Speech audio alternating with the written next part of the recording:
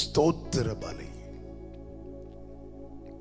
நான் இந்த செய்தியெல்லாம் இன்று நான் பேசும்படி எடுத்தது. கடந்த 2 நாளுக்கு முன்பதாக, கடந்த வெள்ளிக்கிழமை ஒரு வார்த்தை ஆண்டவர் எனக்குள்ளே வைத்திருந்தார். அந்த வார்த்தையை என்னை அதிகமாக பலப்படுத்தினது. நான் புரிந்து கொண்டேன், இந்த ஃபாஸ்டிங் ப்ரேயருக்காக அதை ஆண்டவர் பேச வைக்கிறார் என்று சொல்லி அதை தேவசமூகத்திலிருந்து தியானித்து அதை நான் எழுதி வைத்திருந்தேன் 2 நாளைக்கு முன்பதாக. ஆனால் இன்று நான் இந்த வார்த்தையை பேச ஏவப்பட காரணம் உண்டு. இந்த அதிகாலையில் ஒரு தரிசனத்தை கர்த்தர் காண்பித்தார், ஒரு சொப்பனத்தை கர்த்தர் காண்பித்தார். பொதுவாக சொப்பனங்கள் சொல்லுகிற பழக்கம் கிடையாது, வார்த்தையை மட்டும்தான் சொல்லுவதுண்டு. ஆனால் இது அது ஒரு தீர்க்க தரிசனமான ஒரு காரியமாக காண்பிக்கப்பட்டபடியினால் அதை இந்த நாளிலே சொல்லும்படி நான் ஏவப்பட்டேன். இங்கே வந்து இருக்கும்போது கூட இந்த வார்த்தைகளை பேச வேண்டும் என்று நினைக்கவில்லை, அந்த சொப்பனத்தையும் சொல்ல வேண்டும் என்று நினைக்கவில்லை. ஆனால் ஆராதனை நடந்து கொண்டிருக்கும் போதே ஆவியானவரால் அதிகம் ஏவப்பட்டபடியினாலே நான் உடனே என்னுடைய செய்தியை மாற்றிவிட்டு அந்த காரியத்தையே உடனே ஆண்டவர் சமூகத்தில் ஜெபித்துட்டு இருக்கும்போது சில காரியங்கள் நினைவுபடுத்தினார். அங்கிருந்தே சிலவற்றை உடனே எழுதிவிட்டு ஆண்டவர் சமூகத்தில் நிற்கிறேன். அந்த சொப்பனத்தை நான் சொல்லுகிறேன். நான் கண்ட சொப்பனத்தில் 3 நபர்கள் நிற்கிறாங்க. 3 நபர்களும் ஒரு 3 கூட்டத்தினுடைய பிரதிநிதிகளாய் வந்து நிற்கிறாங்க. அதில் அந்த ஒரு நபர் வந்து ஒரு தகப்பன், பெற்றோருக்கு அல்லது ஒரு தகப்பன்மாருடைய ஒரு பிரதிநிதியாக ஒரு தகப்பன் நிற்கிறார். அடுத்து ஒரு மகன் நிற்கிறான், ஒரு வாலிப பையன் நிற்கிறான். வாலிப கூட்டத்துக்கு ஒரு பிரதிநிதியாக ஒரு வாலிப பையன் நிற்கிறான். அதன் பிறகு ஒரு ஊழியக்காரன் நிற்கிறாங்க. இந்த 3 நிற்கிறார்கள். 3 பேரை பார்த்து வல்லமையான ஒரு தீர்க்க தரிசன வார்த்தை தொனிக்கப்பட்டது. அந்த வார்த்தை இப்படி: ஸ்தோத்திர பலிகளை செலுத்து, ஸ்தோத்திர பலிகளை செலுத்து. 3 பேரை பார்த்து உரைக்கப்பட்ட வார்த்தை, ஸ்தோத்திர பலிகளை செலுத்து. அப்பொழுது கட்டுகள் எல்லாம் உடைக்கப்பட்டு உனக்கு விடுதலை உண்டாகும், உனக்கு வழிவாசல்கள் திறக்கப்படும். இந்த சத்தம் பலமாய் தீர்க்க தரிசனமாய் உரைக்கப்பட்டது. 3 பேரை பார்த்து, ஊழியர்களை பார்த்தும் சொல்லப்பட்ட வார்த்தை, தகப்பன்மாரை, பிள்ளைகளுடைய வாழ்க்கையை நினைத்து கலங்குகிற பெற்றோரை பார்த்து சொல்லப்பட்ட வார்த்தை, எதிர்காலத்தை குறித்து குழம்பி இருக்கிற வாலிபர்களை பார்த்து சொல்லப்பட்ட வார்த்தை.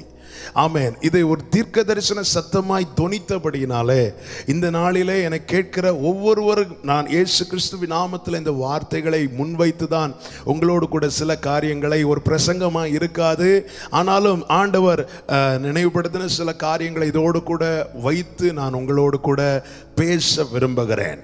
என கேட்கிற ஒவ்வொருவருக்கும் நான் இயேசு கிறிஸ்துவின் நாமத்திலே சொல்லுகிற காரியம் இதுதான்: தேவனை மகிமைப்படுத்துகிற ஸ்தோத்திர பலிகள் அது எந்த மட்டும் நம்மில் வெளிப்படுகிறதோ அதனாலே நம்முடைய கட்டுகள் உடைக்கப்படும், நமக்கு வழிவாசல்கள் உண்டாகும், விடுதலை உண்டாகும்.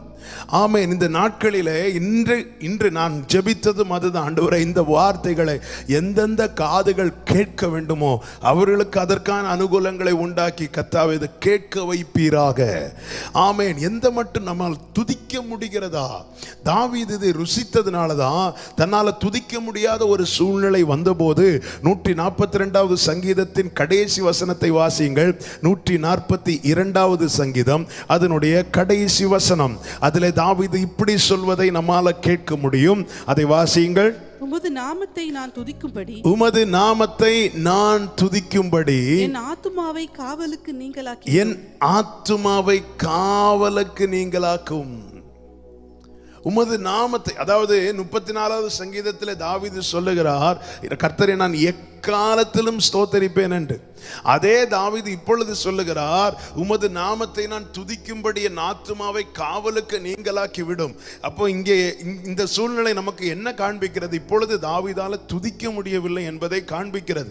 அப்போ தாவீதுக்கு அது நிமித்தம் ஒரு பயம் வந்து விட்டது. என்ன பயம்? நான் துதிக்கலைன்னா என் வாழ்க்கையில கட்டுகள் பலக்க ஆரம்பித்து விடும். நான் துதிக்கவில்லை என்றால் என் வாழ்க்கையில மதில்கள் இன்னும் அதிகமாக எழும்ப ஆரம்பித்து விடும். சபை கூடி துதிப்பதோடு நிறுத்திவிடக்கூடாது சகோதரா, சகோதரி. ஒவ்வொரு நாளும் தேவனுக்கு மகிமை செலுத்தும்படியான ஸ்தோத்திர பலிகள் நம்மில் வெளிப்பட வேண்டும். 10 குஷ்டரோகிகள் இயேசுவினிடமாய் வந்தார்கள். தூரத்தில் நின்று உரத்த சத்தமிட்டு ஆமென் சுகத்துக்காக கெஞ்சினார்கள், கண்ணீர் வடித்தார்கள். ஆண்டவராகிய இயேசு கிறிஸ்து அவர்களை அனுப்பிவிட்டார். அவர்கள் போகிற வழியிலே 10 பேரும் சொஸ்தமானார்கள். 10 பேருக்கும் விடுதலை கிடைத்தது. ஆனால் ஒருவன் மட்டும் திரும்பி வந்தான். ஒருவன் மட்டும் திரும்பி வந்து இயேசுவுக்கு நன்றி செலுத்தினான். ஸ்தோத்திர பலிகளை ஏறெடுத்து தேவனுக்கு மகிமை செலுத்தி அவருடைய பாதத்தில் விழுந்த போது ஆண்டவராகிய இயேசு கிறிஸ்து கேட்டார், சுகம் பெற்றது 10 பேர் அல்லவா, மற்ற 9 பேர் எங்கே? அப்படி என்றால் ஒரு காரியம் இதிலிருந்து தெளிவாய் புரிகிறது. என்ன புரிகிறது? தேவ கிருபையை பெற்றவர்கள், தேவனிடத்திலிருந்து நன்மையை பெற்றவர்கள், தேவனிடத்திலிருந்து ஆசீர்வாதங்களை பெற்றவர்கள், தேவனிடத்திலிருந்து ஆமென் எல்லா ஆசீர்வாதங்களை, நன்மைகளை, சுகத்தை, பலத்தை பெற்றவர்கள் தேவனுக்கு மகிமை செலுத்த வேண்டும் என தேவன் எதிர்பார்க்கிறார். இது தேவனுடைய எதிர்பார்ப்பு. தேவன் என்ன எதிர்பார்க்கிறாரோ அதை நாம செலுத்த வேண்டும். தேவன் என்ன விரும்புகிறாரோ அதை நாம கொடுக்க வேண்டும். தேவன் நம்மிடத்தில் எதிர்பார்க்கிறது அதைதான். தேவன் நம்மை ஏற்படுத்தினதும் அதற்காக தான். இந்த ஜனத்தை நான் எனக்கென்று ஏற்படுத்தினேன், இவர்கள் என் துதியை சொல்லி வருவார்கள். நான் மறுபடியும் சொல்லுகிறேன், இந்த நாளிலே கர்த்தர் தந்த ரேமா, கர்த்தர் உரைத்த தீர்க்க தரிசன வார்த்தை இது. வாலிபனே, தகப்பன்மார்களே, ஊழியர்களே, ஸ்தோத்திர பலிகளை ஏறெடுங்கள். அப்பொழுது எல்லா கட்டுகளும் உடையும், எல்லா தடைகளும் உடையும், புதிய வாசல்கள் உண்டாகும், விடுதலை உண்டாகும். ஸ்தோத்திர பலிகளை ஏறெடுங்கள், ஸ்தோத்திர பலிகளை ஏறெடுங்கள். இதை செய்யும் போது அநேகருக்கு ஒரு கேள்வி இருக்கிறது. அதனுடைய சந்தேகத்தை நான் தீர்த்து விட்டு நான் செய்திக்குள்ளே போக விரும்புகிறேன். என்ன கேள்வி என்றால், இப்பொழுது ஒரு புத்தகங்கள்லாம் இறங்கி இருக்கிறது. என்ன புத்தகம்? 100 ஸ்தோத்திர பலி, 1000 ஸ்தோத்திர பலிகள் என புத்தகங்கள் இறங்கி இருக்கிறது. ஆமேன். கடந்த நாள் ஒருத்தங்க அதை குறித்து கேட்டாங்க. இந்த புத்தகத்தில் இருக்கிற 1000 ஸ்தோத்திர பலிகளை நான் சொல்லுகிறேன் என்று. அதில் வேற ஒன்றும் தப்பா எழுதப்படவில்லை. எல்லாம் வசனங்களை வைத்து தான் எழுதி இருக்கிறது. வசனம் தான், வசனத்தை சொல்லி சொல்லி ஸ்தோத்திரம் ஸ்தோத்திரம் ஸ்தோத்திரம் என்று 1000 ஸ்தோத்திரங்கள் எழுதப்பட்டிருக்கிறது. ஆமென். அப்ப கேட்கலாம், அப்ப அதை வாசித்தாலே போதுமா என்று. என கேட்கிறவங்களுக்கு நான் சொல்லுகிற வார்த்தை இதுதான். தேவன் விரும்புகிறது வெறும் உதட்டின் சத்தம் அல்ல, நம்முடைய உதட்டிலிருந்து புறப்படுகிற வார்த்தை என்பது உள்ளத்திலிருந்து எழும்பணும். இப்ப நீங்க புக்கை பார்த்து நீங்க ஸ்தோத்திரம் சொன்னீங்கன்னா அதுக்கும் உங்க உள்ளத்துக்கும் சம்பந்தமே இருக்காது. அதை நீங்க வாஸ்து சொல்லி சொல்லி போயிடுவீங்க. பாருங்க, உங்க அப்பா கிட்ட போய் பெற்றோர் பிள்ளைகள் உங்கள் தகப்பன் இடத்துல போய் இருந்துட்டு ஒரு புக்கை திறந்து அப்பா உமக்கு ஸ்தோத்திரம், அப்பா உமக்கு ஸ்தோத்திரம், அப்பா உமக்கு இப்படி சொல்லிட்டு இருந்தா அந்த தகப்பனுக்கு அதை கேட்க பிடிக்குமா? மாறாக அந்த புக்கை மாற்றி வச்சுட்டு அப்பா அப்பா இப்படி கூப்பிட்டு பாருங்க. ஆண்டவர் எதிர்பார்க்கிற ஸ்தோத்திர பலிகள் என்பது உண்மையா இருக்கணும். அதாவது சங்கீதக்காரன் என்ன சொல்லுகிறான்? நான் பாடும்போது என் உதடுகளும் நீர் மீட்டுக்கொண்ட என் ஆத்துமா. அப்ப பாட்டு எங்க இருந்து வருது அப்படின்னா, வெறும் உதட்டில இருந்து இல்ல, நீர் மீட்டுக்கொண்ட இந்த ஆத்மாவிலிருந்து புறப்பட்டு இந்த உதடுகள் வழியாக வருகிறது. ஆமென். அதாவது துதிக்கவே தெரியாதவங்க, ஜபிக்கவே தெரியாதவங்களுக்கு இதை ஒரு ஆரம்பமாய் வைக்கலாமே தவிர இதையே கடைசி வரை வைக்காதீங்க. மற்றவர்கள் இப்போ ரோமன் கேத்தலிக் எல்லாம் பார்த்தீங்கன்னா ஒரு ஜப மாலையை வச்சு உருட்டிட்டு இருப்பாங்கல்ல, அதே போல இதை மாற்றி விடாதீர்கள். ஸ்தோத்திரம் என்பது உண்மையா செலுத்தணுங்க. உள்ளத்துல நமக்குள்ள நம்ம நினைக்கணும், நினைச்சு அவரை துதிக்கணும். இப்படி நம்ம மாறல அப்படின்னா நம்ம மந்த நிலையிலே தான் இருப்போம். இதை நன்றாய் புரிந்து கொள்ளுங்கள். நீங்க ஆண்டவரை துதிக்கணும், நீங்க இருதயத்துல ஆண்டவரை ஸ்தோத்திரம் பண்ணணும். அதுக்காக இப்படி புக்கை வச்சே நீங்க துதிக்க ஆரம்பிச்சிட்டீங்கன்னா என்ன ஆயிரும்னா, ஒரு வேளை அந்த புக்கு உங்களுக்கு மிஸ் ஆயிட்டுன்னா அன்னைக்கு துதி போச்சு. இங்க தான் எங்கேயோ வச்சேன், நான் துதிக்கிற டைம் ஆச்சு, எனக்கு புக்கை காணலன்னு சொல்லிட்டு தேடிட்டு இருப்பீங்க. இது நம்ம ஒரு மாதிரி மந்த நிலையில கொண்டு போய் விட்டுவிடும். நான் சொல்லுகிறதை சரியான எண்ணத்தோடு எடுத்துக்கொள்ள வேண்டும்.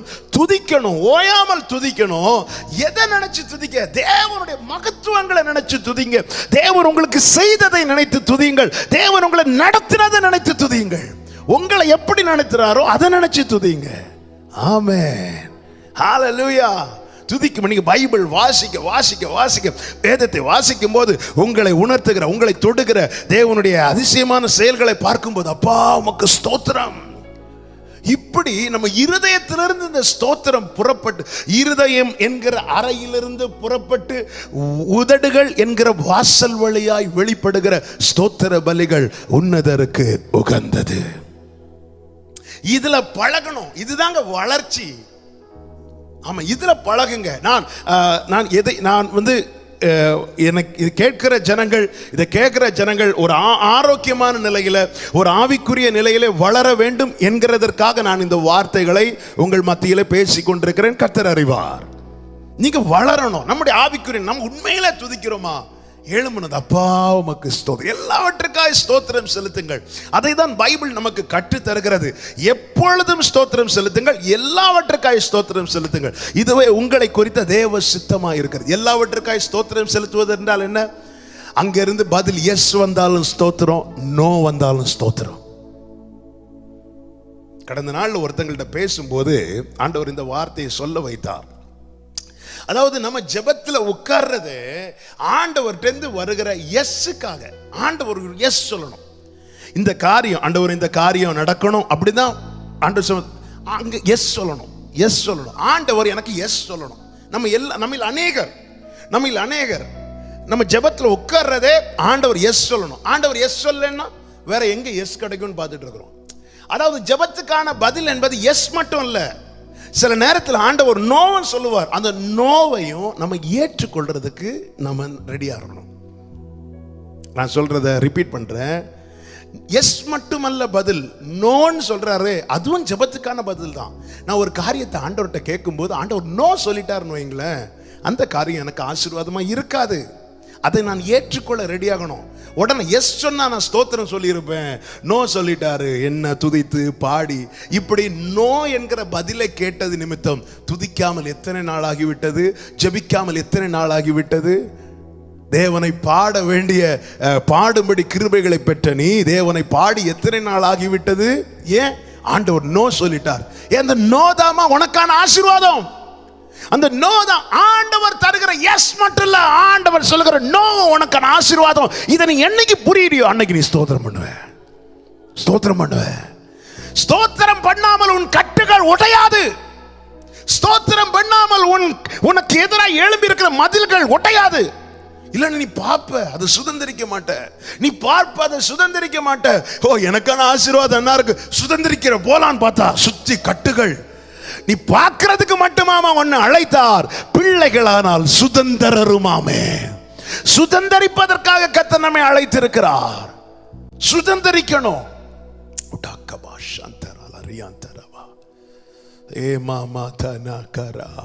தேவனை ஸ்தோத்திரம் பண்ணுங்கள்.